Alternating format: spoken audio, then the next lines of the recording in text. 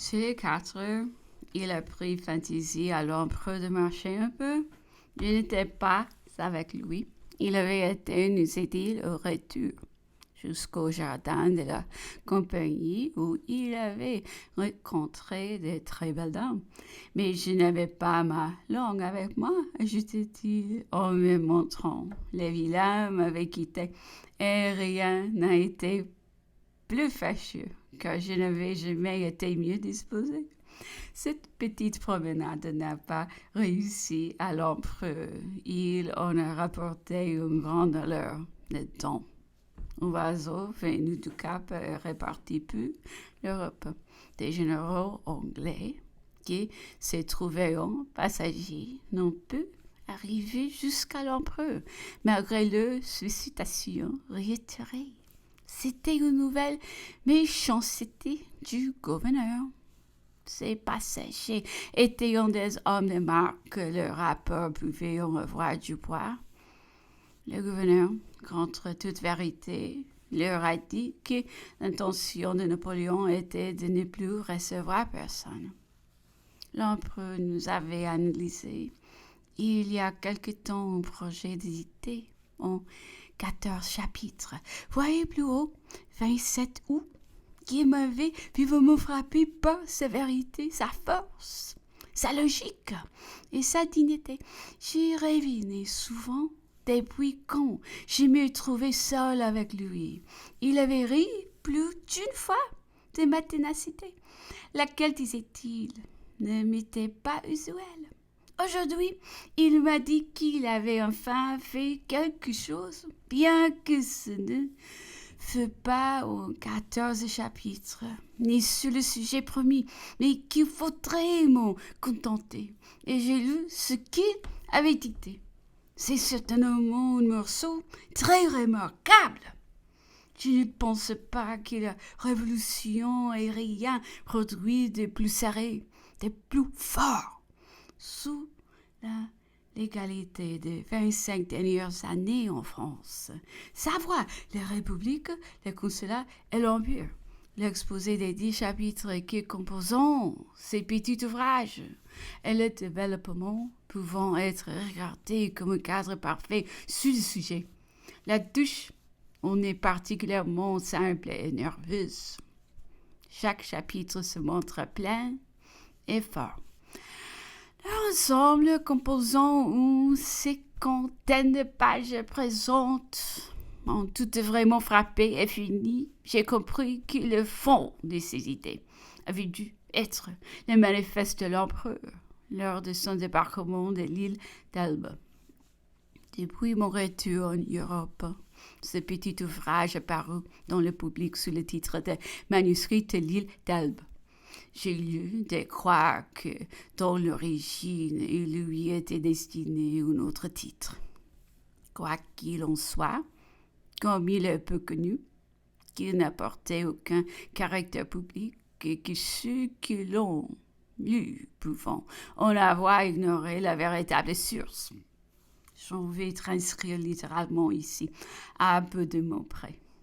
Plusieurs chapitres qui serviront à en constater la source et l'authenticité. Chapitre 1. Dans le VIe siècle, le pape, l'Espagne et les 16 veulent vint élever sous le trou de France une quatrième dynastie. Henri IV succède à Henri III sans interrègne. Il est vainqueur de la Ligue. Cependant, il ne peut régner qu'en s'en relayant de bonne foi au parti de la majorité de la nation. Henri IV fut proclamé roi à Saint-Cloud, le jour même de la mort de Henri III. Son autorité fut reconnue par toutes les églises protestantes et par une partie de la noblesse catholique. La Sainte Ligue qui s'était formée contre Henri III en haine des protestants et de l'assassinat du duc de Guise était maîtresse de Paris et commandait au 5e du royaume. Il se refusa à reconnaître Henri IV, mais ne proclama aucun autre maître. Son chef, le duc de Mayenne, exerça l'autorité sous le titre de lieutenant général du royaume. L'avènement de Henri IV ne changeait rien aux formes adoptées par la Ligue pour exercer son pouvoir. Chaque ville était gouvernée, comme dans des temps de troubles et des factions, par des autorités locales ou militaires. À aucune époque, même le lendemain de son entrée à Paris, Henri IV ne reconnut les actes de la Ligue, et jamais celle-ci n'en éleva la prétention. Aucune loi, aucun règlement n'est émané d'elle. Le Parlement de Paris se divisa en deux parties. D'un temps, puis les lignes et siégea à Paris. L'autre peu, Henri IV s'est réuni à Tours. Mais les parlements n'enregistreront, ne feront que des actes judiciaires. Les provinces conserveront leur organisation, leurs privilèges et resteront intactes, gouvernées par leurs coutumes. Nous avons dit que la Ligue n'avait proclamé aucun autre maître, cependant, elle reconnut un moment pour roi, le cardinal de Bourbon, oncle de Henri.